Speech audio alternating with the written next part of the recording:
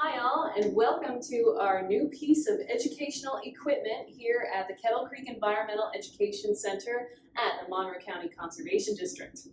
This is an augmented reality sandbox. So what that is a 3D interactive dynamic educational tool which helps us understand mapping, topography, watersheds, natural hazards, and more. So this hands-on exhibit combines a real sandbox with this lovely white reflective sand, as well as a 3D and Xbox 360 3D camera, powerful visualization software coming from a computer, and then being projected by this projector back here. So this resulting augmented reality sandbox allows the user to create topographic models simply by shaping the sand in here. And then that's augmented in real time and represented by this elevation color map, these contour lines, and also simulated water too. So this system ultimately helps us teach about concepts such as how to read topographic maps, what the pattern of all these contour lines mean, watersheds and how land drains, and a whole lot more. So let's jump in and take a look at how this thing works.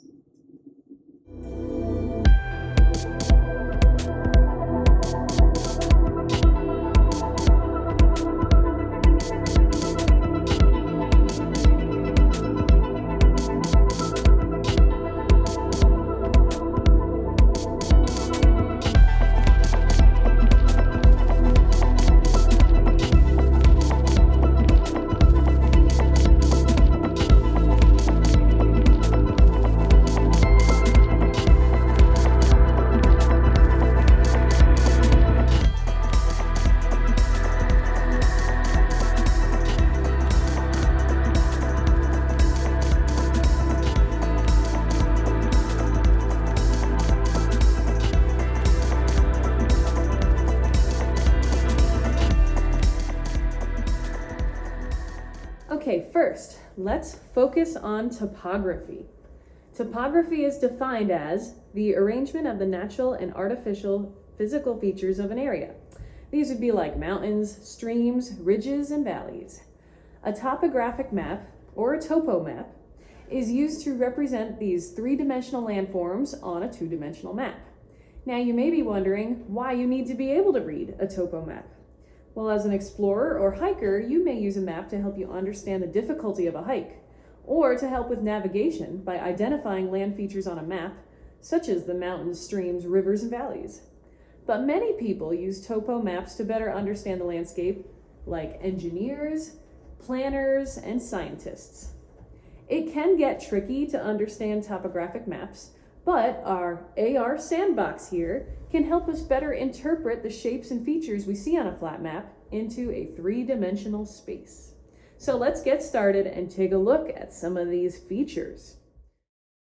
The lines we see drawn on the map are known as contour lines. They connect points of equal elevation, meaning that if you were on the ground walking along one of those contour lines, you would not walk uphill or downhill at all. The elevation would remain the same. On a map, some contour lines are marked with the elevation in feet or meters above sea level at a specified contour interval, like say 100 feet every line. These markings help us interpret where we are gaining or losing elevation, or what direction is uphill and what direction is downhill. Contour lines can fit together in many different ways to form shapes that are representing the 3D landforms in our environment.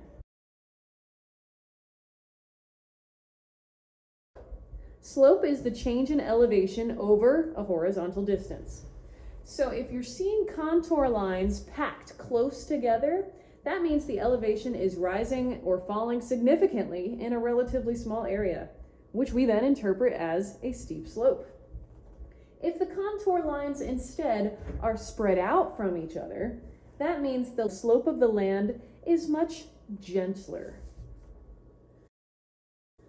Contour lines in closed concentric circles, which means circles inside of circles, can represent high points in the landscape, which would be like mountains, hills, and peaks, or they could be depressions in the landscape, like wetlands, lakes, and ponds. On a contour map, we can distinguish these features by looking at the elevation markings, but with the AR Sandbox, we can see how the color map helps represent high and low elevations. So you can see that our low elevations, our lowest that we can get in our sandbox, is the dark blue color, which represents sea level.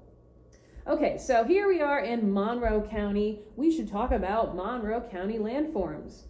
So we do have a landform called the Pocono Plateau. A plateau is a flat, elevated landform that rises sharply above the surrounding area on at least one side. This feature was created when glaciers eroded the soft peaks of our mountains around 18,000 years ago during the retreat of the Wisconsin Glacier. On a topo map, you can identify plateaus by looking for areas with a steep slope or many close contour lines, and then a sharp change to a flat surface or area with very few and widely spaced contour lines. While circular features may represent a hill or a mountain, elongated shapes may represent a mountain ridge.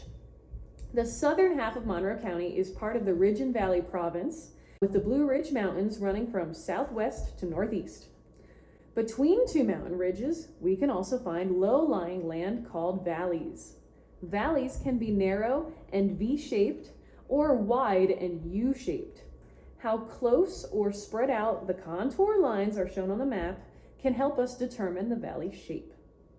Along a mountain ridge, we may also have some low spots. So if you're hiking on the Appalachian Trail on the top of the ridge, you're still maybe going to go up and down a little bit. The low spots are called saddles or wind gaps. From above, the contour lines may kind of have an hourglass shape. Contour maps can also help us to determine drainage features on a map, like gullies, channels, streams, or rivers. Let's create some channels in our sandbox and look at the change in the contour lines. Now, we're going to do something extra special with our AR sandbox, and we are going to make it rain to show how water moves in these channels. Do you see that the contour lines create a V shape along the center line of the channel? These V's point upstream on our channels.